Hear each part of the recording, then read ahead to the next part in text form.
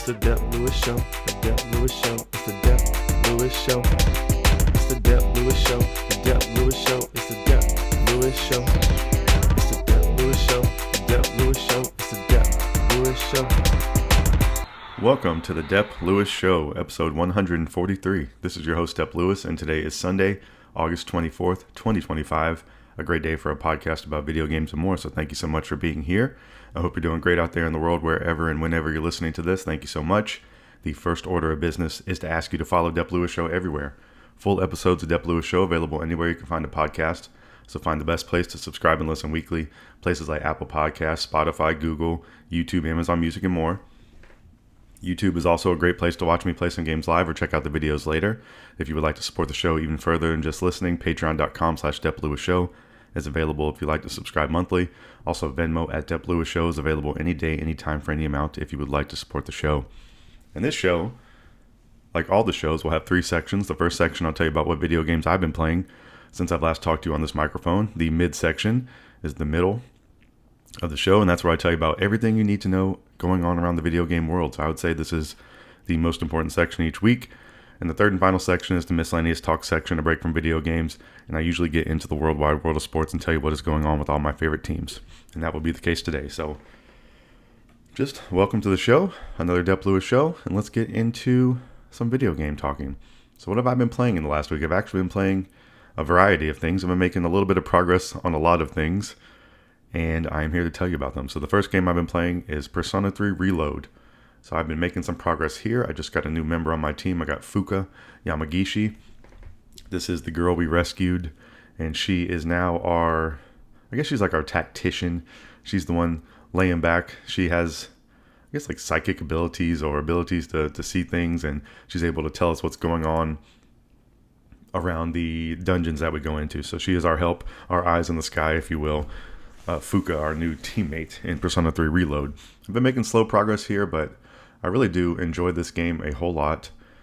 I am liking it more and more as time goes on, and I'm hopeful that I can complete this game one day. I know this is probably a very long game, probably up in the 80 to 100 hour range, and I think I'm almost to the 20 hour mark, so I just need to continue plotting for it. I believe you get a dog or a wolf at some point in this game, and that is something that I am extremely excited for, and I don't know when it's coming, but possibly next. I think that I have Fuka on the team now. Maybe the dog will come next. And I'm having fun. The music in this game is S tier. It's some of the best video game music that I've heard ever. And I'm enjoying the loop more and more in this game and having a whole lot of fun with it. So I've been playing some Persona 3 Reload, and I will be continuing to do so for the foreseeable future. All right, something else I've been playing. This is a game that I've started a few times on different platforms. I think it's a really great game. I think I'm liking it more and more over time. And that is Hollow Knight. So I've been making some progress here. I think I'm farther. Is it further? I think I'm farther than I've ever been in this game, which is nice. Because I probably started this game three or four different times, starting a new file, starting it on a different platform, blah, blah, blah, blah. And it's nice to be ahead of the game a little bit. So I've been having some fun with Hollow Knight. I think this is a great game. I think the exploration stuff here is not normally my strong suit, but I've been enjoying it in this game, and I'm actually been learning the map and where I'm at, which has actually been pretty fun. So I think sticking with this is going to be rewarding, maybe like video game rewarding, and I've been having fun with it. So this is another game I think it's fun. I like this one in my rotation because it does have some combat that takes some skill. So I've been playing some other games in my arsenal that don't require this type of fighting skill, and it's nice to have one in the mix to keep my skills sharp out here as an aging video gamer. So I've been trying to do this. And in this game, you'll encounter bosses or enemies that are pretty tough, and you're going to lose to them. And you're going to go back and eventually defeat them. And then the next time you come across them, because I guess the boss enemies in this game don't respawn, but any lower tier enemy is going to respawn if you leave the area and come back. So you're able to fight them again and get I can't think of what they're called, but they're basically like souls from a Dark Souls game that you pick up. So in this game, you're collecting things that you fight. You gain things from fighting people, and then if you die, you lose your items there on the map. So you have to make it back to that section of the map to reclaim them. So that's the very Souls-like portion of this game. But it is fun to go back and fight some of these enemies. So after you learn what their what their patterns are and things like that. Going back to fight them is actually fun. So I think that is a testament to this game. And at the beginning of the game, you really just start with one swipe of your needle, and then you're going to learn more powers and abilities as the game goes on. So I haven't even scratched the surface there on all the abilities, but I have gained a few from when I started, and now I can shoot the souls out, which is nice. So it basically gives you a type of gun you can use that recharges, and I've been having fun with that, and that allows you to go to different sections of the map. And I've just been having a really great time with this. I think this is another game that I would like to put on the list of games I like to complete. With the, I'm gonna quit saying this at some point, but I completed The Legend of Zelda Breath of the Wild, one of my best video game accomplishments for myself personally, because I've been a Zelda noob my whole life. But I have a few other games that I've been flirting with, kind of like Zelda I did for a long time. Like these games, like Persona and Hollow Knight. These are two games I've been having a whole lot of fun with it, so I eventually need to make my way through the end of these if possible. So I don't know if I'm building some. I'll tell you about my gaming plans in a little bit. I'm just going down the games here I'm playing. So Persona 3 Reload, Hollow Knight. Another game I've been making some progress on, some very slight progress, but I did play some, was Donkey Kong Bonanza. I've been enjoying,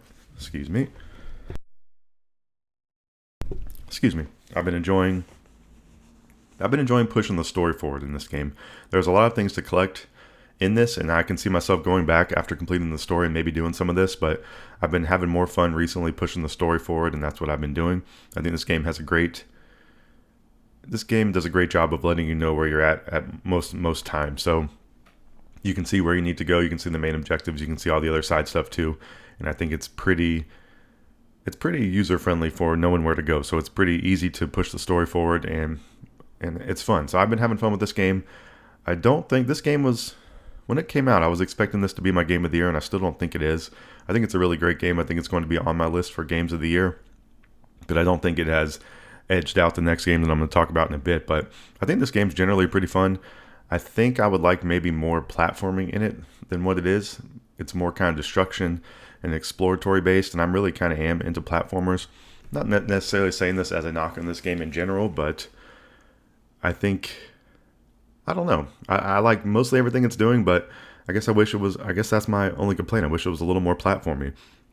And you can move all around the world, but a lot of it is kind of inconsequential. I kind of like the timing of doing the jumps and having to be able to run across and go quick and kind of do that kind of stuff. This is more forgiving, exploratory, and I'm not really saying that too much in a bad way. It just might not be completely my cup of tea when it comes to playing a platformer. But I've been having fun with this. This is another game I want to see it through to the end because I believe I can. And then I definitely plan on doing some more collectible stuff in this game just because the environments are fun. I think it would be nice to get to the end and then kind of go back through it in a real relaxing manner.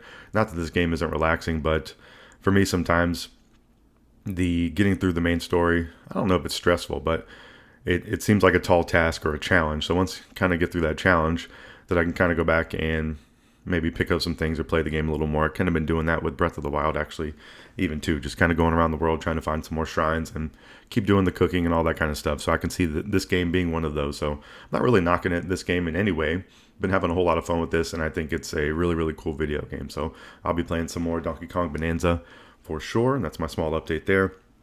But the other game I've been playing this year that I think is my favorite game of the year, and I think that's continuing, and I think it's only getting stronger as time goes on because I keep playing more of this and enjoying it, and that's Mario Kart World.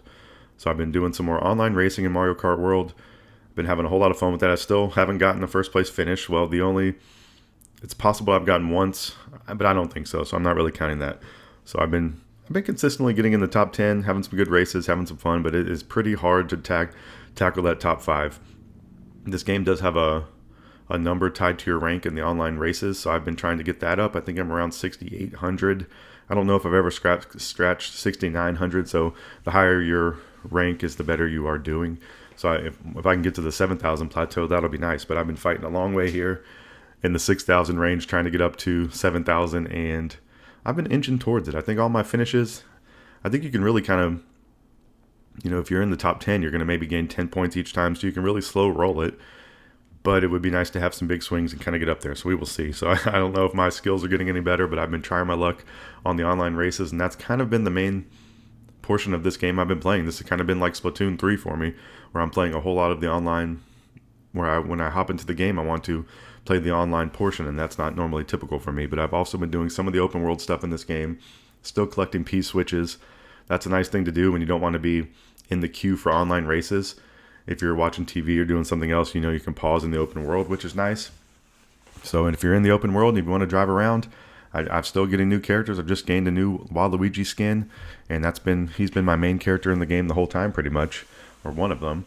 And I'm still getting new skins. So, I mean, it's extremely cool. I'm sure they're going to add more stuff to this game over time, and I really do think this is my game of the year for 2025 so far. I've also been playing Mario Kart 8 Deluxe, having a whole lot of fun with that. I've still been doing the Grand Prix races over there. Nothing too much to report. I've been having a little bit of, I don't want to say plateaued, but it's been getting a little more difficult in the area that I'm in to win all the races. So if you start up a Grand Prix and you finish first in all the races, I believe is what the case is, and that was a pretty good rhyme right there, you're going to get a 3-star trophy finish. But if you end up winning the Grand Prix, because it's a points-based system, but you didn't get first place in every race, you're only going to get 1 star or 2 stars. I'm not sure how it works, but it doesn't show 3 stars, which I would like them all eventually to be 3-star gold place finishes, and that's what I'm working towards. So I'm in the 150cc territory. I've completed a handful of those Grand Prix, and I'm making my way towards more of those. So I've been having a whole lot of fun with Mario Kart this year in general, and it's possible it could win my favorite game from the current year and favorite game from our prior year. Those are my 2 main categories for the Dep Lewis Show awards each year. So you gotta stay tuned. But these are the updates, and I've been pretty clear about this. It's been my game of the year. I think Donkey Kong Bonanza came in and started sparring with it for a bit, but I think Mario Kart World has been outlasting the fight, going more rounds, getting more strikes in. We'll see. So I'll keep you updated here for sure. So what else have I been playing? I've been playing a lot of things. I've been diving back into stuff with my new fangled hope that I can complete some video games. So I've been playing some Pokemon Sword, another game that I restarted recently, and I am about 5 to 10 hours into my current playthrough. So I have a way to go in this game before seeing new stuff, because I did play a good portion of this when it originally came out. So I'll be excited to see some content past that. And I do have the DLC in this, which adds some new wild areas, I believe. So I think the DLC's actually pretty cool. I started with Sobble again. I do normally like starting with the water Pokemon, and he just evolved into Drizzle, so pretty cool. So I'm en route to the first gym, and Pokemon it's not up there as serious as Zelda for me, but I haven't actually played too many Pokemon games, but I've tried a couple of them. I played first gen a good bit, probably the most, and then I really haven't played another one up until Sword, I guess, thinking about it. So it's not a series that I've played a ton of the games and not finished, but it is a series I would like to finish one of the games, and that is kind of my plan here. So I think Pokemon Sword is going to be a culprit there, but it could be some Pokemon Pearl. That is a game I own on DS, and I've been playing some there too. So I'm on a little bit of a Pokemon kick, and I will be keeping you up to date on that for sure. So the last game that I've been making some progress on is Uncharted 4. This is another game like many games that I've started a couple times, but I never completed. I have completed Uncharted 1, 2, and 3, and I think 2 is one of my favorite games of all time. So I would like to get this one checked off my list. I don't know if they're going to make any more Uncharted games, so this is one that is on my video game backlog. That is something I should definitely complete. So this is one where I'm still seeing stuff I've already seen before, and I'm actually in the mansion section. I think it's like 4 or 5 chapters in, and I think that's one of the weaker sections in this game. You have to do a lot of, it's more like talking and walking around and more stealth kind of stuff, and that's not usually my arsenal. I really like the combat in this game and being in the outside areas and climbing up some things and swinging on ropes, and more of like the Tomb Raider kind of shooty aspects of the game. I really not too much of a fan of the puzzle stuff, even though they're pretty simple, and you can look up the results if you want to pretty easily, and you can probably figure them out pretty easily if you're smarter than me. But I've been having a lot of fun with this game. I've gotten far in this game twice, and I think I've ended kind of on the same section, so I'll be interested to see if I can get past, or if something was really causing me concern in that area. It's an area kind of later in the game where you get a car and you kind of drive around this semi-open world area, and I have no complaints with the area. I don't really know why I've fallen off on that spot twice, but hopefully I can get back to that area and get past it. So that's my plan. So I've been playing some more Uncharted 4, and those have been all the games I've been playing this week. So I've been playing a lot of things. This has been the year of no direction on the Dep Lewis Show. So I've had no general genre or type of game I've been trying to play. I think that's going to, I think I do have the idea for next year. My top new game at the moment right now is Donkey Kong Bonanza. That's the most recent, like day one purchase new video game I've got that I'm trying to make some progress on and complete. I don't really have anything else on a list that I am deciding to complete. Some of these games I just talked about I would like to, but I think next year is going to be looking like the year of the backlog. I think this year was going to be the year of the backlog, and I kind of punted on that, and I think that is going to be, I think it's going to be my view kind of for the end of the year. I'm still going to keep calling it the year of no direction just for history's sake, but I think it's going to be the year of no direction / the last few months is going to be the year of the backlog. And then I think next year will be going into the year of the backlog as well. And I might try to, for the most part, kind of focus on some of my physical backlog stuff, but I also have some digital backlog. I've been trying to kind of create a list. I don't know if that's a smart move for me or if I should just keep trying to make some progress on these games, because I have been making some progress, but I have a general list. I think it's around 10. It's between 10 and 15, I think, of games that I would like to try to complete at some point. So maybe I will get a list together and bring those up at some point closer to the end of the year at some point. But hopefully I can be checking some of these games off my list. And I've been having a great time video gaming recently. I've been loving having the Switch 2. I've still been liking playing on the PlayStation 4, PlayStation 5. I possibly want to play some Luigi's Mansion on the GameCube, which I have a file going there. And I've been playing the DS, so I have all these great options. I just need to put the pedal to the metal on some of these games and play them. So I've been having a whole lot of fun with the video gaming over here. I think that's all the updates I have for myself for the current week. So thank you for listening to that. That's going to wrap up the first section of the show. And we are going to take a quick break. You're going to hear some lovely break music, and then I'm going to come back and tell you everything you need to know going on around the video game world. There was a couple showcases and events last week.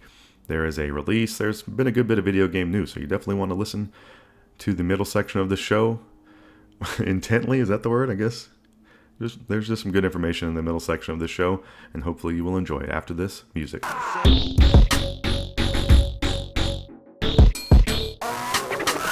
Welcome back to the midsection of Dep Lewis Show 143. This is where I tell you about what is going on around the video game world that you need to know. And there was an event that took place in Cologne, Germany, hosted by Jeff Keighley, and that was Gamescom. So I'm going to be talking about Gamescom opening night live, because I believe that is I guess that's the biggest night of the event, but there's also been other days and some kind of more information and gameplay and things trickling out there. So please go check that out for yourself, as always, if you'd like to. I'm going to kind of go over the highlights of the show and what I thought were cool, but this took place on Tuesday, August 19th, and hosted by Jeff Keighley. He had another German host on there, which was pretty cool to see. And then Kyle Bossman, who I've seen on some Min-Max content and his own YouTube and Twitch, he did the pre-show, and I thought that was extra cool. I think he is really good at hosting and funny. And it's nice to see somebody that you watch on podcasts on a big event like this. So that was pretty cool. And then I also watched the Min-Max talkover. So a lot of times outlets will do a talkover when these events are taking place. So I think Min-Max is always a good one to go check out. Giant Bomb's another good one. Nextlander, if you want to watch some people talk over the show, or you can just go watch the base stream of it as well. Either way is good. So what was going on at Gamescom opening night live? They really were trying to shoehorn in that it's called O&L. I was confused a little bit during the beginning of the show what O&L was, but then I just remembered they're trying to call this Open Night Live, so they're trying to work on their branding. So I guess I don't know if I've referred to the Dep Lewis Show as the DLS, but you got to listen to the DLS. The DLS. I don't know. It just sounded kind of, I guess corny is the word there a little bit, or like they're trying to shoehorn it in there, but whatever. And I think it's fun to watch these always, but I'm usually leaving these. I don't know if I'm usually leaving these disappointed. I think I guess maybe a little bit. I guess maybe that's a little bit of the case. There wasn't really too much from this show that I'm interested in. There was one. Yeah, I don't know. This is supposed to be the biggest event of the year, and maybe I'm just not the target audience. Maybe, I don't know. It's just. I think even with Summer Games Fest is a little bit of a letdown. I think a little bit more is shown in Summer Games Fest, and I think there's a third big event that Jeff Keighley hosts. But I need to finally put these on my radar, and I think this one's definitely a lower tier to me than Summer Games Fest is my overall take. But some of the cool announcements from this, and not all these are even going to affect me.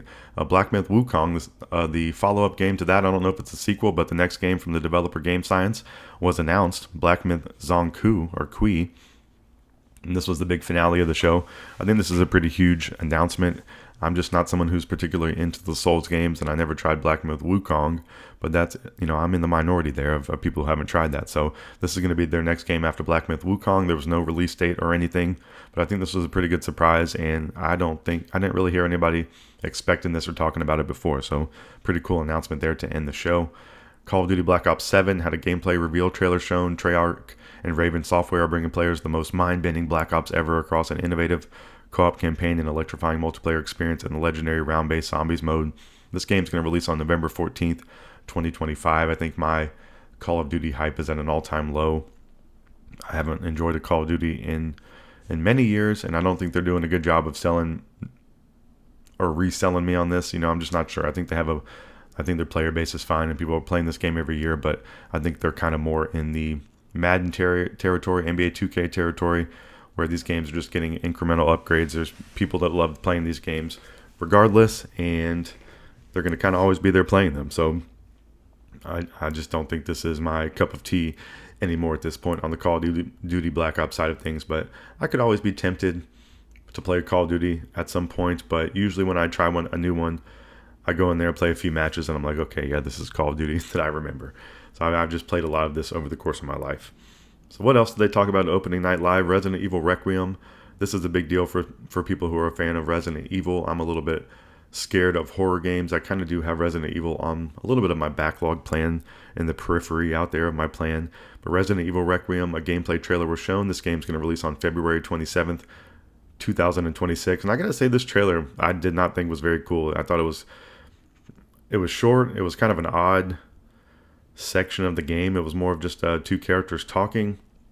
Not a lot of, I don't know if you have to be a super fan to know what was really going on, but it just was not a very interesting section of the game, and maybe they're building up some story to the people that are interested in it, but I just think this was kind of a poor trailer from someone kind of on the outside of the Resident Evil side of things. But they showed off a trailer. This game's coming out for PlayStation 5, Xbox Series X and S, and Steam. This will be the 9th title in the mainline Resident Evil series. And then the back of the box talk is, prepare to escape death in a heart-stopping experience that will chill you to your core. A new era of survival horror begins in 2026. Technological advancements combined with the development team's depth of experience combined in a story with rich characters and gameplay that's more immersive than ever before. So that's Resident Evil Requiem, releasing on February 27th, 2026. All right, the game. I mean, this is kind of the coolest game that I thought was shown off, and it's not something that I probably will even play, but Lego Batman Legacy of the Dark Knight looks really cool, and I would say it looks really cool for a Lego game, but this one also looks cool just for a game in general. So this one has me a little bit tempted to want to try it out at some point, but this is a new entry in the Lego Batman series. It's going to arrive in 2026. Warner Brothers and Telltale Games are making this, so I do like some Telltale games from the past. Rise as the Dark Knight and experience the essential Batman story in a bold, action-packed adventure with hard-hitting combat in open-world Gotham City and the signature Lego charm that fans know and love. So just a really cool trailer shown for this and gameplay. A lot of cool Batman lore, a lot of things from the Dark Knight, which is cool. They had Bane in there, a lot of iconic scenes, and this was reminding me that I do really have a little bit of affinity for Batman, and especially, I guess, during the early 2000s or whenever that was that Nolan was making those movies. And I think that's kind of where my Batman fandom kind of ended. But I think Batman's cool in general. I've liked Batman since a little kid. He's always been a cool character, and this is a cool combination here for sure. So Lego Batman Legacy of the Dark Knight has been announced and coming out in 2026. Ghost of Yotei, they showed a new trailer for this. This game's going to release on October 10th, 2025, so just want to put that on your radar again out there. That's the next game from Sucker Punch after Ghost of Tsushima. All right, a couple more things from Gamescom to talk about. Indiana Jones and the Great Circle. There is a DLC coming that's been announced for September 4th, 2025. That's the Great Circle DLC. And then the other announcement from this show was that Indiana Jones and the Great Circle is coming to Nintendo Switch 2 in 2026. So it'll be interesting to see how that game runs. I don't think the third-party train or flight has taken off like the Switch 2, like Nintendo has hoped. I think it's kind of come out to poor reviews on most of the third-party games, and I think that's a little bit sad to see because that was an expectation or a hope for me kind of going into the Switch 2 life cycle, but I think you still need to proceed with caution. I think these games are, we're having more games, third-party games that are playable on the Switch 2, but if you have another way to play them, I think maybe still that's the case. The best place to do it is somewhere else on some of these third-party games. So it's really a game-by-game basis, but I think for the most part, these games are not living up to the dream that everyone was kind of hoping for with the Switch 2, with the third party being more apparent. I think the third party is going to be playable on here. Maybe if you don't have another way to play it, it's fine, but it's not running them as flawlessly or proficiently as I would have hoped, I think, for the most part. And I'm going to continue to be monitoring that, but I don't think it's a surefire thing is kind of what I'm saying. But it's cool that Indiana Jones and the Great Circle will be coming to Switch in 2026. And the last thing from Gamescom opening night, Cult of the Lamb has a Woolhaven DLC reveal trailer that was shown. It's going to be new areas to explore, enemies to dispatch, and more. I believe this is a paid DLC. I am not all the way sure on that, so don't quote me. It's going to launch early 2026, and the initial Cult of the Lamb came out in 2022. So I did enjoy this game back in 2022.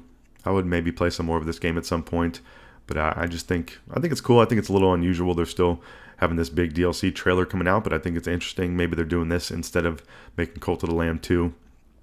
And I think Cult of the Lamb is sort of a classic video game. I think you could play it at any time, and I think if you start to play it sooner or later, it's going to have more content in it, and I don't think that's a bad thing. So those are all the main things from opening night live and Gamescom that I saw that were interesting.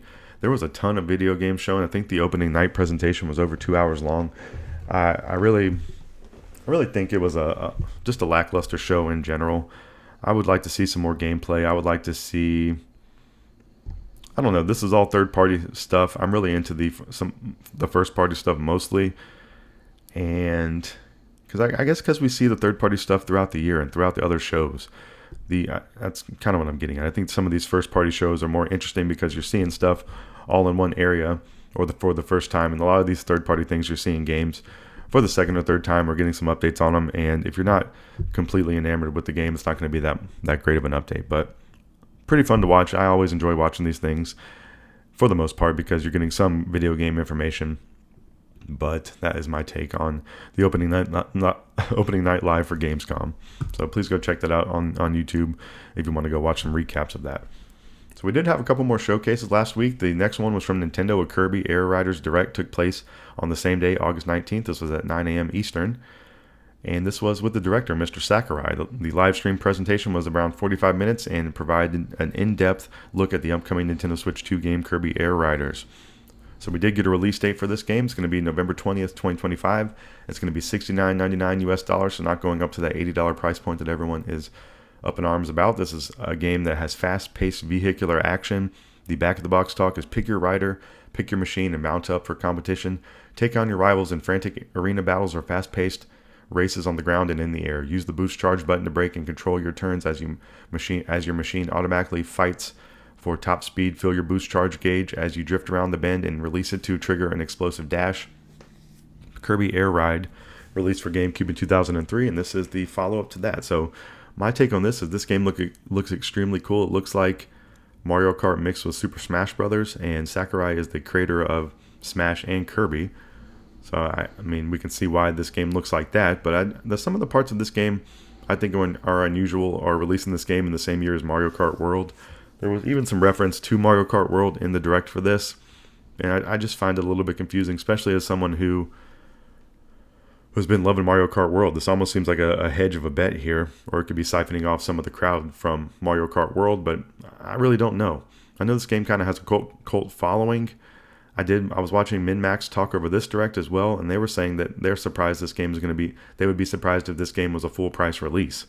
And I was kind of questioning that, and I think I heard another outlet talking about that as well. I don't know if Kirby Air Ride back in the day wasn't a full price release, or it just wasn't that fully fleshed out of a video game, or didn't have that many modes in it. I'm just not really sure. But from watching this, it looked like a full price game to me. It just looks a little bit like, am I really going to get into, I have been really enjoying racing games. So I mean, maybe it is right up my alley. I've been enjoying racing games a whole lot.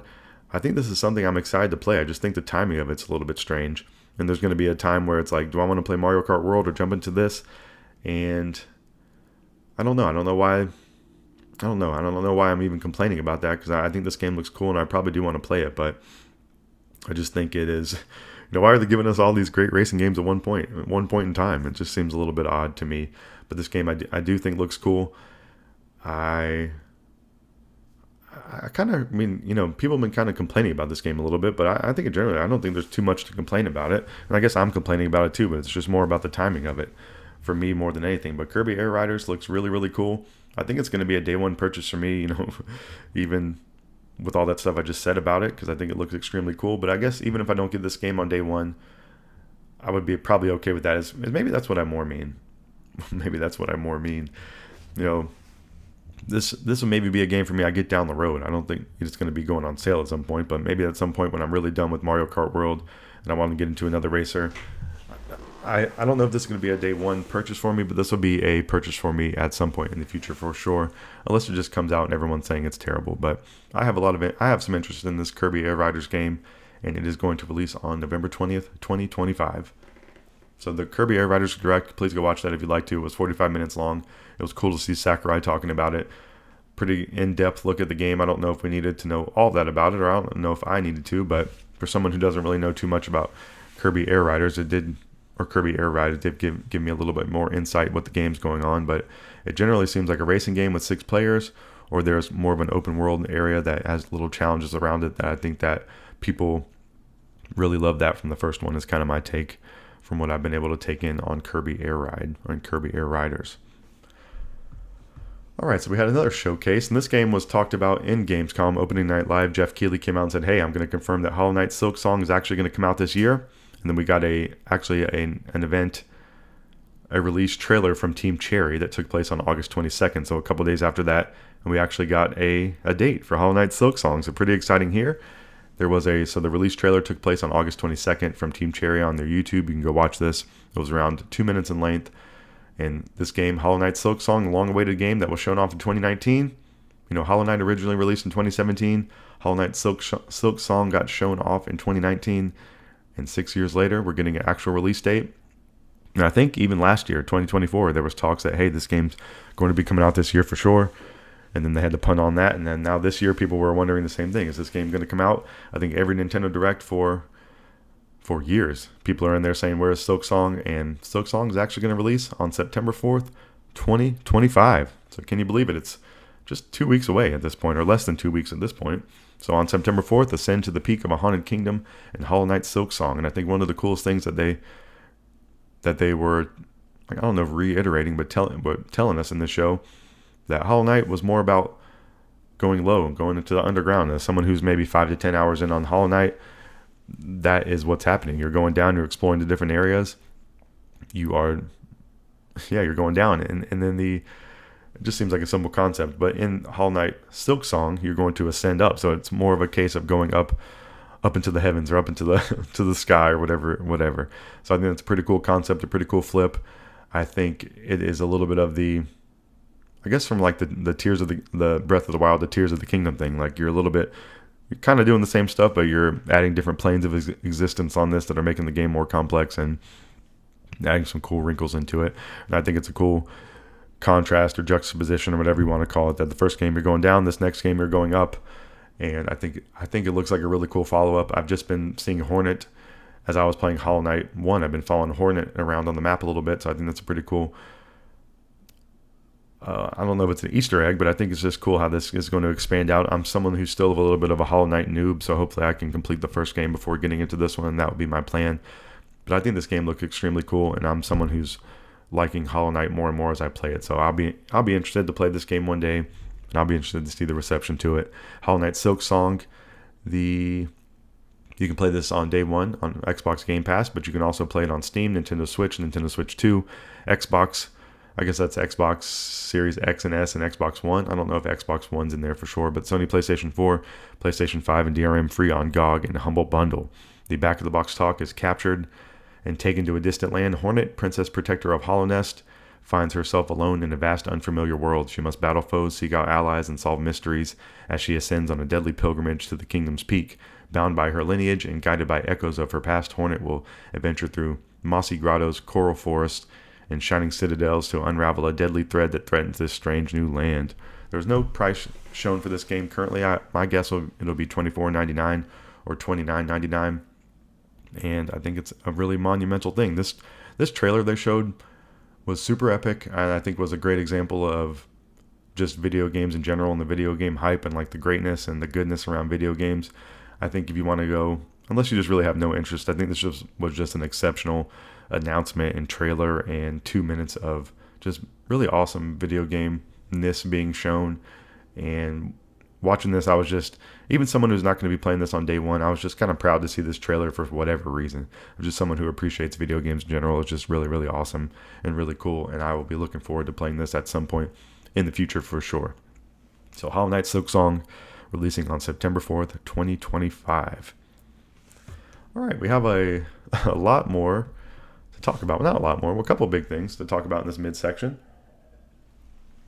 It was a pretty interesting video game week. And this next story, I think, is annoying. And it's been happening all across the board. And this one's just following suit. But PlayStation 5, and I'm sure you can guess. Like, if you've been listening or just been following video games long, I'm sure you can guess what this news is going to be. If you haven't heard it out there in the world, what could be some annoying news around PlayStation 5 that's being announced? And yes, they have announced a price increase in the United States. So this was announced on August 20th, 2025. And their corporate quote was similar to many global businesses. So this is a monkey see, monkey do. Hey, so everybody, that's my take on it. I'll get to that in a second. But similar to many global businesses, we continue to navigate a challenging economic environment. As a result, we made the difficult decision to increase the recommended retail price for the PlayStation 5 consoles in the US starting on August 21st. So the new price, they're going up $50. Every SKU is going up $50 is what it looks like. So the PlayStation 5 base is going up to $549.99. PlayStation Digital going up to $499.99. And the PlayStation 5 Pro is going up to $749.99. And the Pro doesn't even have a physical disc drive or a stand. And none of these consoles even come with a stand, which is pretty funny. So a $50 increase on all of these. I think the PlayStation 5 is a good console. I could even say it's a great console, but I just think these price increases are pretty ridiculous this late into the cycle. And the recommended retail prices for PlayStation 5 accessories remain unchanged, and we have no other price changes to announce for additional markets. Okay, so yeah, great. So just annoying. Nintendo has done this. Xbox has done this. This is kind of the first time we've seen a price increase on old hardware, so I guess that's going to be a new trend going on in the future for whatever reason. It's going to force you to try to early adopt, I guess, is a new move on this. But I think a lot of these practices from these companies are very greedy. And as someone who's a video game fan, it does make me want to take a step back. I don't think I follow any of these companies blindly or follow any of them more than the other, really, for the most part. But it does make you realize that these companies aren't really too loyal to you. They're trying to extract every dollar they can. That's the name of the game. You know, people always say follow the money. And I guess that is extremely true. And it's kind of sad to be true. And I just think one of these companies could have gone the other way and garnered some goodwill. And I think the goodwill would maybe pay off over time. I think some of these things are going to come back to bite them in the ass in the future. I think they're, squeezing us here now to, for a quick gain.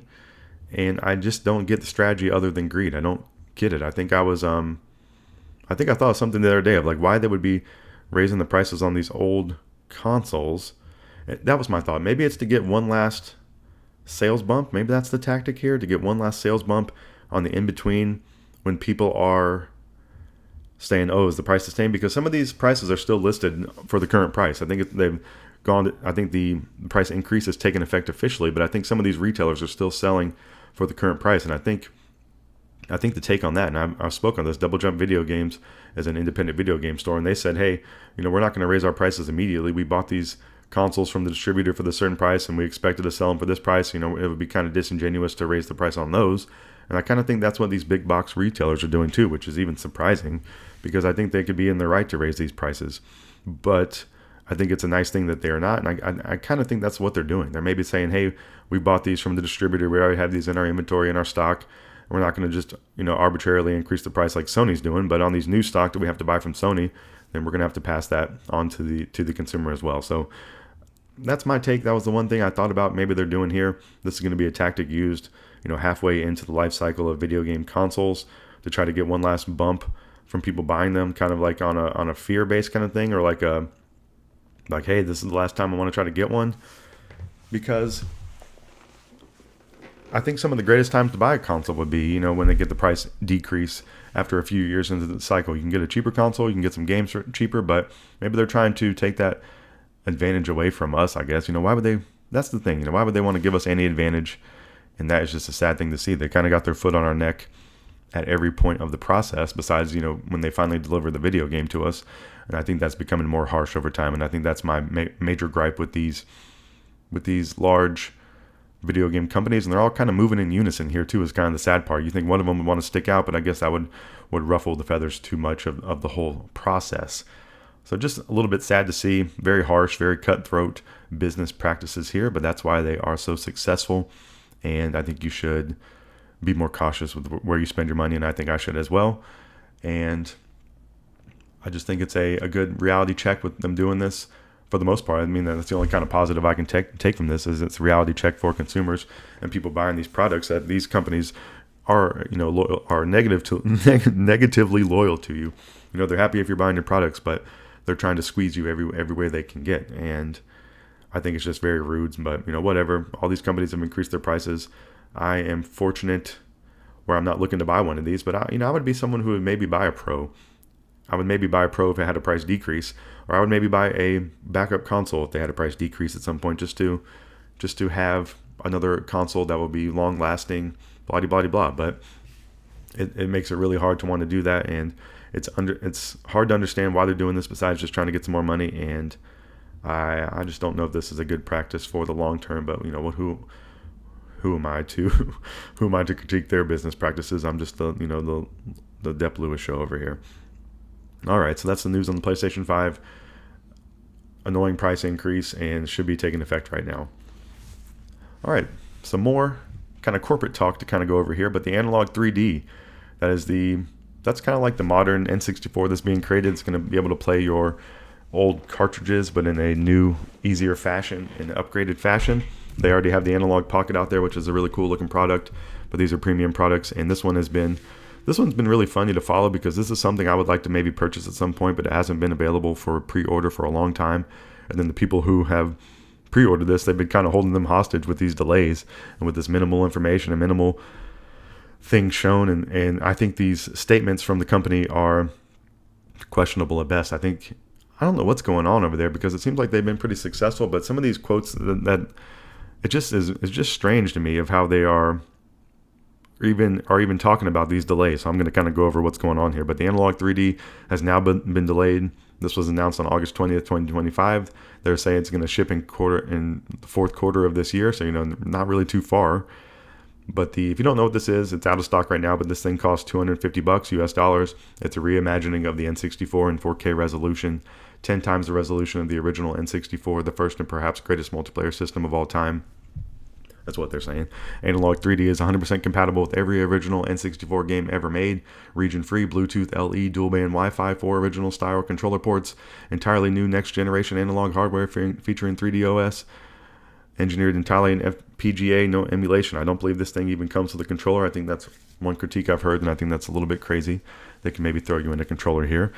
But their update on the shipping, and we're going to read through the quotes here. Analogue has been moving at maximum pace, processing shipping to everyone who has been patiently waiting.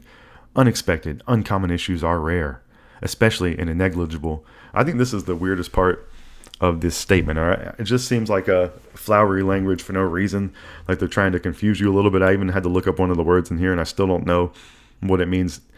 I just can't believe you'd want to put your PR statement out there I just feel like this is somewhat deceptive of how they're approaching this. Or, this could just be me. Maybe I'm kind of dumb. Just don't understand what they're doing here. But I can't believe they're trying to. My take on this is they're trying to flowery language this bad scenario just to kind of head pat people and appease people. But Analogue has been moving at maximum pace, processing. So they're basically saying we're doing the best we can. And that's all they really should come out and say, hey, we're sorry. But we're moving at maximum pace, processing shipping to everyone who's been patiently waiting. And yeah, people have been patiently waiting, but people have been getting angry out there. And they're saying, I don't think people have been patient, and I don't think they have a reason to be patient. So that seems a little bit disingenuous there too. Unexpected, uncommon issues are rare, but we've been having a million of them. That's not what they say, but unexpected, uncommon issues are rare. Especially, this is the statement where it gets real good. Especially in a negligible degree, under esoteric circumstances, we're ensuring every detail meets our standard. So I don't know. And so that statement, especially unexpected, uncommon issues are rare, especially in a negligible degree. So especially in a small degree, under esoteric circumstances. And esoteric describes something understood by or meant for only a small specialized group, often due to its complexity or specialized knowledge required. So basically, they're saving us the hardship here, saying, I don't know. I don't know if they're saying their machine here is so amazing and so difficult and complicated that it's taken them a while, or if they're saying, I don't know, but they're ensuring every detail meets our standards. Just a really kind of a strange statement here from Analogue. And then they go into, so they tell you that, and then they go into, common folk language. Nonetheless, we know this sucks. And that's really in their statement. So it's just all across the board here. I think this is a poor job of, I guess, their PR of how they're handling this bad delay with their platform here. But and then they go into, nonetheless, we know this sucks. Another delay announced late after months of patience. So it just kind of feels like a toxic relationship here, because there's really the truth there. They gave you the flowery language up first about the esoteric, negligible degree and the specialized group and ensuring every detail. And then they go, nonetheless, we know this sucks. Another delay announced late after months of patience. We feel it too.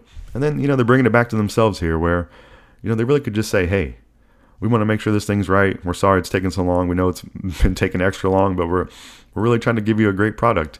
And I think that's ultimately what they're saying it here, but they're trying to give you a little PR spin on it. And I think their PR spin's a little bit silly. We feel it too. So yeah, we're so worried about you guys, about how you're making this product. Obviously, any human should be worried about the condition of them, but this is a transactional exchange of money that people have been putting their money on the line to pre-order something, and then you're coming out saying, oh, but please feel sorry for us a little bit. It's like, no, you're the one doing the poor planning and having the poor messaging.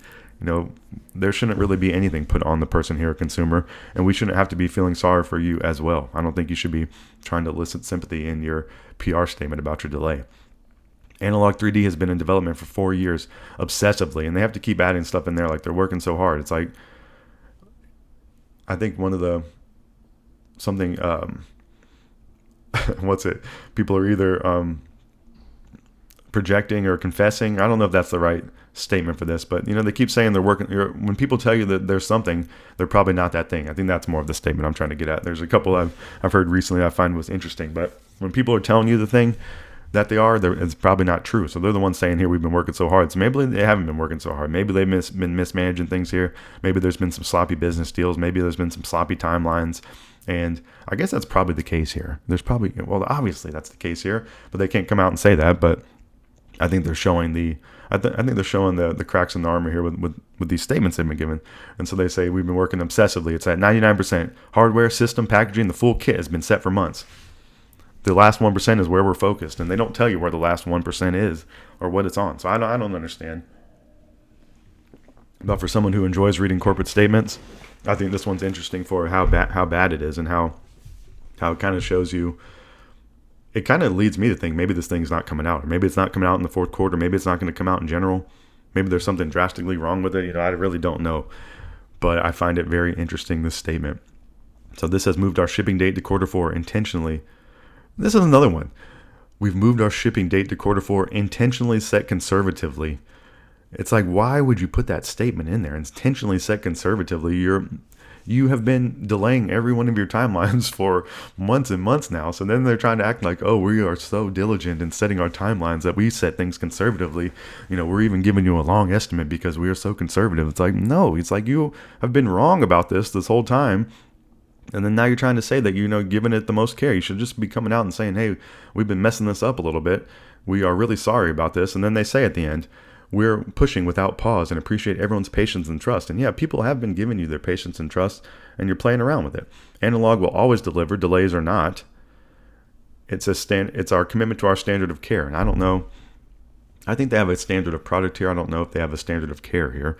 And then at the end it says, if you'd like to cancel your pre-order anytime for a full refund, visit analogue.com/support. So I think they did too much talking in this statement, but for someone who likes following this, it's interesting.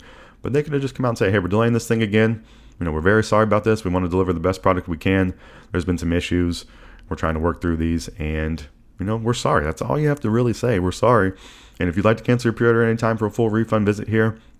And they don't have to try to sell you on here. I feel like this is too salesy in here. They're moving at the maximum pace. Unexpected, uncommon issues. And then this one, especially in a negligible degree under esoteric circumstances. We're ensuring every detail meets our standard. Nonetheless, we know this sucks. They're trying to appease everyone here. Another delay, another announced late after months of patience. we feel it too. Analog 3D has been in development for 4 years obsessively. It's at 99%. Hardware, system, packaging, the full kit. So they're like, it's sitting right there for you. It's all ready. It's basically not our fault. Things ready. The last 1% is where we're focused. So I'm going to quit talking about this. But Analog 3D has been delayed. I think their messaging on that has been terrible, and I am questioning whether it's really going to come out in quarter 4 or not. So I will keep you updated because I'm someone who's interested in this, and I would like for them to get in stock at some point if it ever does come out, and I would maybe want to purchase one. So we will see. So that's my update on Analog 3D.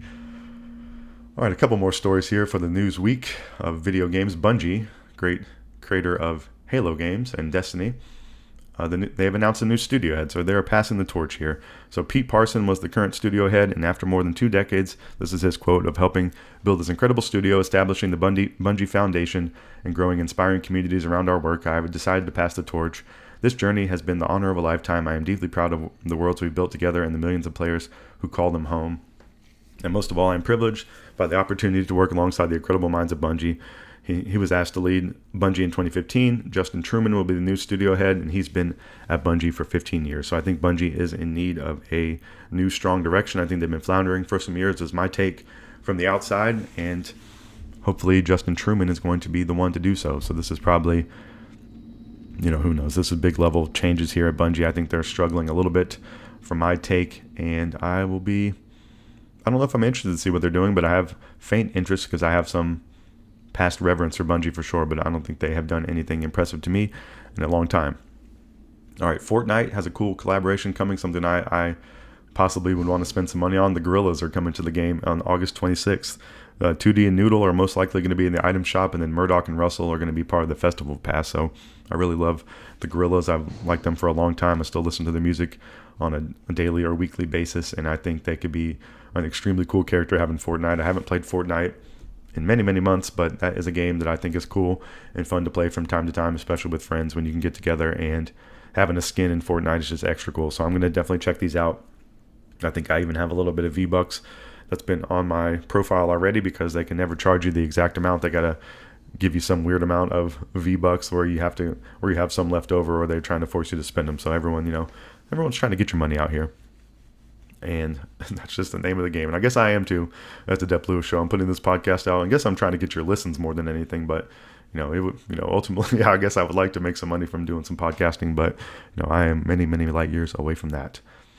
All right, so Fortnite, Guerrilla's coming to Fortnite. Forza Horizon 6. That's not a game that's been officially announced, but it's been possibly leaked that the next location is going to be in Japan.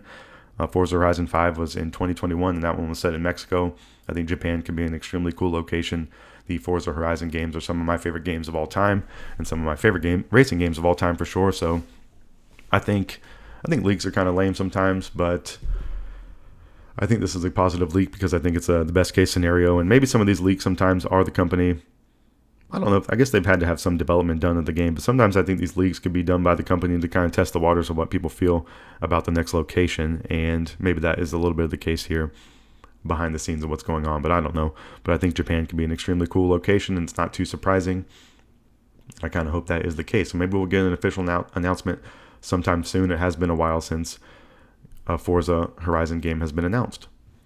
All right, the last thing I want to talk about is a video game that comes out in the upcoming week. I think in 2 days, in real time, you can play the game early access if you pay for the more expensive version. But for everybody else who buys a standard version, Metal Gear Solid Delta Snake Eater comes out on August 28th, 2025. This game is $69.99 US. It's coming out for PlayStation 5, Xbox Series X and S, and Microsoft Windows. There is no Kojima involved in this, so the developer is Konami, Virtuous, and Konami Digital Entertainment. And this game is the beginning of it all. A remake of the 2004 game Metal Gear Solid 3 Snake Eater with the same gripping story and engrossing world, now with all new graphics and 3D audio that enhance the jungle atmosphere. Get ready for the ultimate survival stealth action experience. So Metal Gear Solid 4 is a game I've completed and I really like. It's probably up there for one of my favorite games of all time. I definitely have more interest in the Metal Gear franchise, and I've been hearing that this is a good remake. I think it's pretty close 1-to-1 to the first game, but just kind of modernized with some features in there. So I think people have been saying that's been good. And I've been also hearing that this is a great place to start for people who have never played Metal Gear. So I think this could be a good one for me to play as someone who's been kind of wondering, maybe I go back to Metal Gear 1. I would like to play some more Metal Gear 5 at some point. but maybe this is a good way to do it. So I've been kind of thinking about some of that stuff of how to get into franchises, or if a franchise has 10 games and I've played one, where to go next, that kind of thing. So I've been kind of going back and forth on that, and Metal Gear is a little bit in that category for me. But all the things from this game I've been seeing, it look extremely cool. It looks like a good remake, and I just want to point out that it's coming out in the upcoming week. I think this one was, I'll be tempted to see on the 28th what I'm thinking about this. I think this is one that I originally thought would be a day one purchase. I think I've changed from that, but I think I could be sold and tempted, so we will see. Maybe next week I'll be telling you, hey, I picked this game up. So I will keep you updated, and I want to just make you aware that it's coming out next week for you as well. And that's Metal Gear Solid Delta Snake Eater. And that is everything I have for you for the midsection of the show this week. That was all the video game news and things I saw out there that I thought were interesting. We talked about Gamescom, including games like Black Myth Zhong Kui, Call of Duty Black Ops 7, Resident Evil Requiem, Lego Batman Legacy of the Dark Knight, Ghost of Yotei, Indiana Jones and the Great Circle, Cult of the Lamb. We talked about the Kirby Air Riders Direct. We talked about Hollow Knight Silksong getting an official release date, September 4th. We talked about the PlayStation 5 price increase, the Analogue 3D delay. We talked about the new studio head of Bungie, the Guerrillas coming to Fortnite, the possible leak for Forza Horizon 6 location possibly being in Japan. Then we talked about the upcoming release from Metal Gear Solid Delta Snake Eater. So that is all the video game thoughts I have for you. Hopefully you found that informative and entertaining. And I'll be back next week in this section, always giving you the best video game news and information that I can think of. So that is going to wrap up the midsection of the show. But we have one final section, the Miscellaneous Talk section, which is a break from all the video game talk. So this is going to end all the video game talk for this week. So thank you, video games, for being out there and being fun to play and fun to talk about and think about. I really do appreciate it. But we got one final section, the Miscellaneous Talk section, after this music.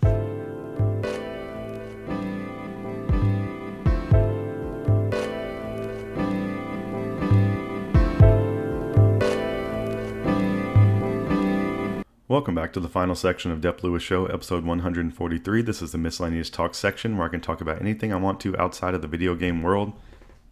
So this one should be pretty short and sweet. I just want to get into the worldwide world of sports and tell you what's going on with all my favorite teams. So my favorite NFL team, the Carolina Panthers, have just wrapped up the preseason. They played August 21st versus Steelers, and the Panthers lost.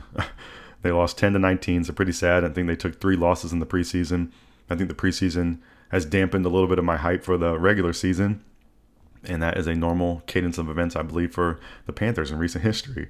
So the regular season for the Panthers begins on September 7th, 2025 at Jacksonville, and the season actually kicks off on September 4th. I believe it's a Thursday night, so getting pretty close. I'm going to be doing my fantasy football draft in the upcoming week, so I will keep you updated next week on who I get, and hopefully I'll be getting some great players on my team, and hopefully avoiding the Panthers. I think that's usually my struggle each year of how many Panthers I draft.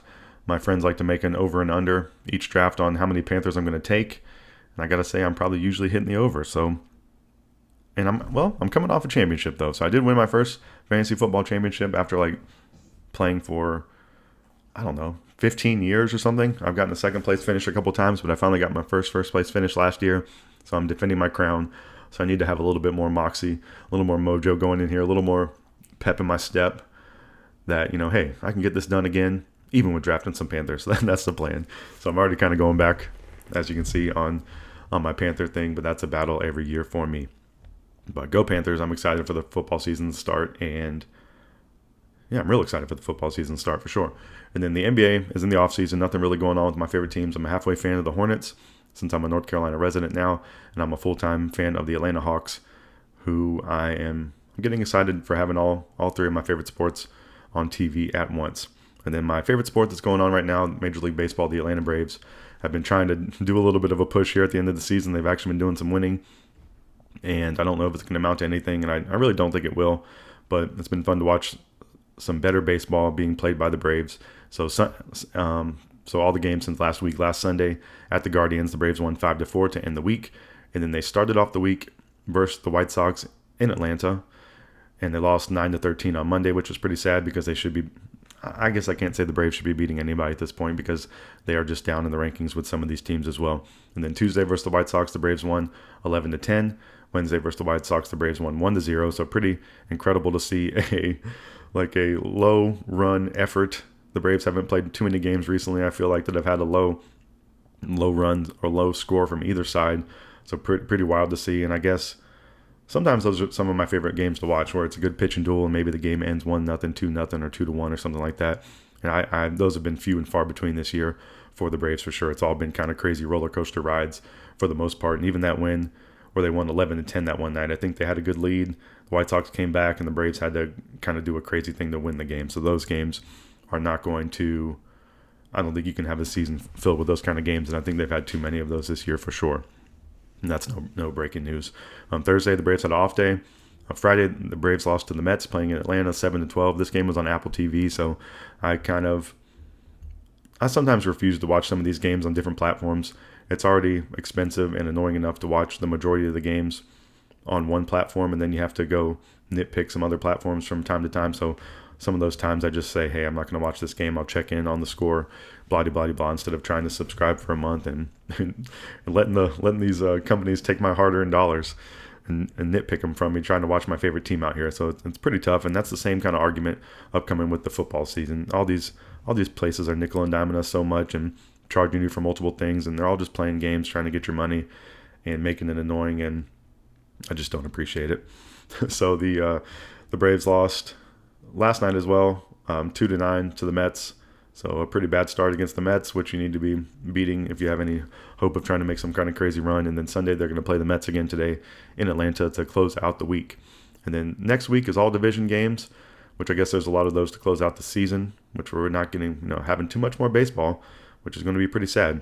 So next week the Braves will be playing 3 at the Marlins, and then 4 at the Phillies. So a full week of baseball, a full division week, and a full road week for the Atlanta Braves.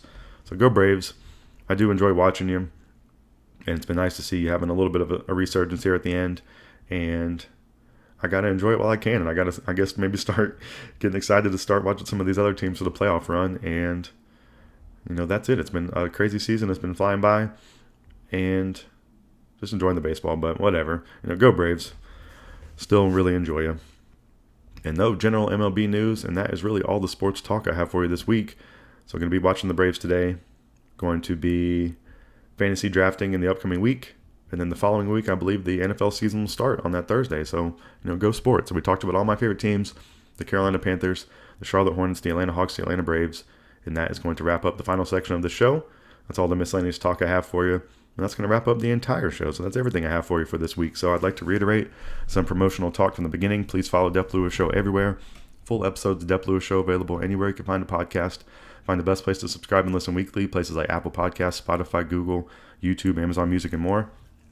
YouTube is also a great place to watch me play some games live or check out the videos later. I may do a live stream later today, so keep your eyes and ears to the YouTube streets. If you'd like to support the show even further than just listening, patreon.com/Dep Lewis Show is available if you'd like to subscribe monthly. Also, Venmo at Dep Lewis Show is available any day, anytime, for any amount if you would like to support the show. Thank you so much for listening, and I hope you have a wonderful week out there in the world. So I'm trying to think what else I want to say, or what I have going on in the upcoming week. I don't think there's any big showcases or anything like that, but I might need to get together a list of the games coming out for the rest of the year. I know we have Metal Gear Solid Delta coming out in the upcoming week. Maybe I will make some progress on some of these games. I really can't see myself completing any of them. I don't think I'm close enough, but I hope you have a wonderful week out there in the world. Maybe you'll complete a game. Maybe you'll have a day off of work. Maybe you will win the lottery. Maybe you'll get a raise. Maybe you'll get a promotion. Maybe you will eat something good. Maybe you will see a friend. Maybe you will go on vacation. And I definitely hope you come back and listen to another episode of Dep Lewis Show next week, because that's where I'll be. Have a wonderful week out there in the world. And just thank you for listening, and I will talk to you next time.